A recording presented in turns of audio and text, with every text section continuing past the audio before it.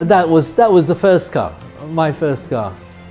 That was your first My first car, yeah. as a licensed driver? As a license. My first adventure was with my dad. We were in Rome, and we went one afternoon. We went for a walk, and we came to this beautiful showroom, Sport Auto Roma it was, and they had Maseratis in there. I said, let's go in and just have a look, you know. And we did, and we were looking at these beautiful cars. And obviously the salesman came running up, you know, he said, what can I do for you and all the rest of it. And we said, no, we're just looking, you know. These cars are too much for us, you know, we can't afford to buy them. He said, I've got one. He said, if you want to have a look at it, it's cheap. Yeah, let's go and have a look at it, you know. And we went down into the garage, and he had this, there was that Mistral. And it was sitting there, and he said, look, he said, this car belonged to a woman who bought it. She died, and her estate just want it sold. So you give us an offer, you know, if it's all right, you can have it. I figured out that I managed to have in those days 1,000 lire that I had stashed away, and I told him, I said, I'll give you 1,000 for it, and he said, oh, all right. He said, you can have it. So we bought this car, and it had 1,100 kilometers on it. It was like brand new. But I didn't have a driving license, in fact. I was still 17. I said, all right. I told them, so I said, Dad, I said, you know, if I buy this car, you're going to have to loan me the money to pay the duty on it, because I don't have it. And we agreed. He said, oh, yeah, all right. He said, I'll do that. But you have to pay me back, because that's how he was, you know.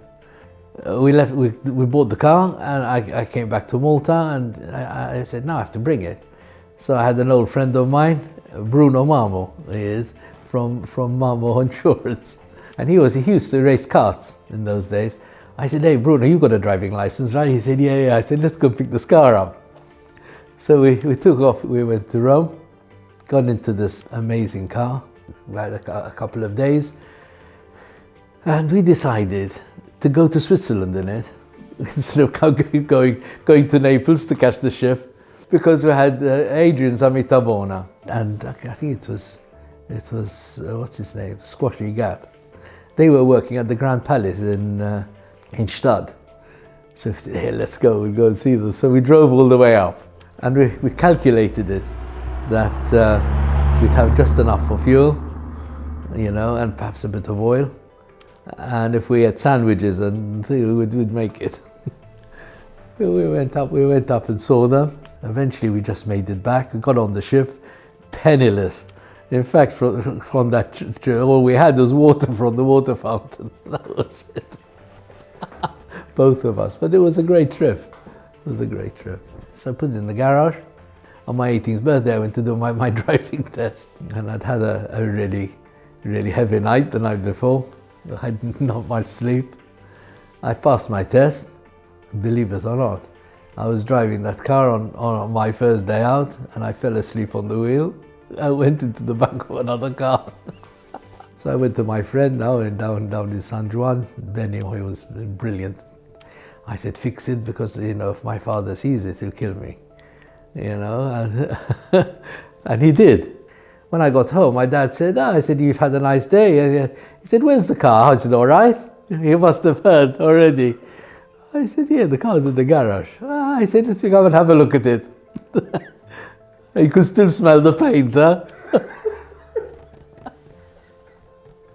Right, first adventure, that day one. But that car had a terrible history to it, you know, because one time I had quite an accident going around past Fortizza and Slema.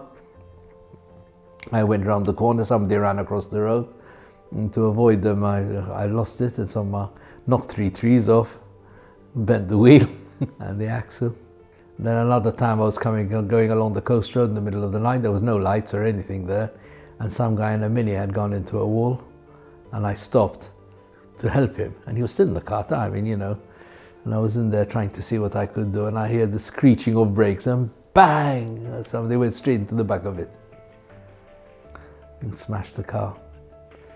So that went to Benny again.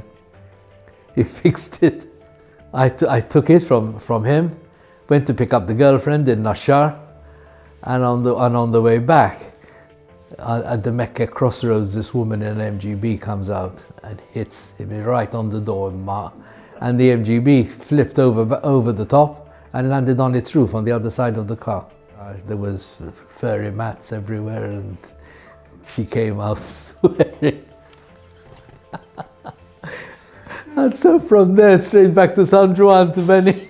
Yeah, I hadn't had it for more than 2 hours. And that took about a year to repair. And it just went on and on and on and on. Eventually, one night I was coming back from the Griffin with this girl I'd been trying to chase for bloody months. And on the way back on Valley Road, the car just stopped. And I was so pissed off with it. I just got out of the car, left the key in it, and left it. And after about 2 or 3 weeks, I went back for it. It was still there, key in the ignition. And John Cross-Cretin, God rest his soul, right? Said he'd buy it from me, and I was getting ready to go abroad and all the rest of it. He took it. He never paid me, and eventually, when I got back, I said, he'd sold it.